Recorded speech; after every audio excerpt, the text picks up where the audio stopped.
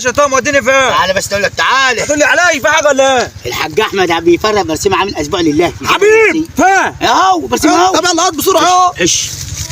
انا ماليش دعوه حد يتكلم. يا عم بيفرق لله بقول لك لله حبيبي انا بحب لله. انت جعان. حبيبي هذا حبيبي يا حاج احمد ربنا يزيدك. يزيدك بنعمل ايه يا حاج احمد؟ والله ده عنده سروسات حلوه. ده سيسو بس ده انا هجيب لك سيريس للبطاطين بتعود. ليه مخلي بطنك والوز؟ احنا معانا حاجه؟ لا اجي اقول انتوا ولاد مين اهو؟ مش حاج احمد. ولاد مين اللي جابكم هنا اهو؟ يا عم اسمعني يا حاج احمد انت بتفرق ليه عامل اسبوع لله برسي؟ الحاج احمد عامل اسبوع لله؟ ايوه يا الباب بتاع الحاج احمد مش لاقي تاكل.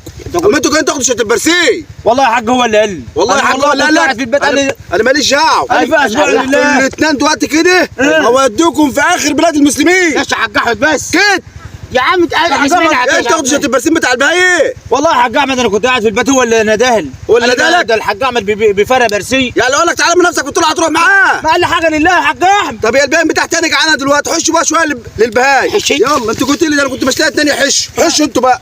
حشوا وهتتحر. حش ايوه يا عم حش خد يا اي هو ولا حش انت بقى. حش انت لا خبر. واقف لك اهو.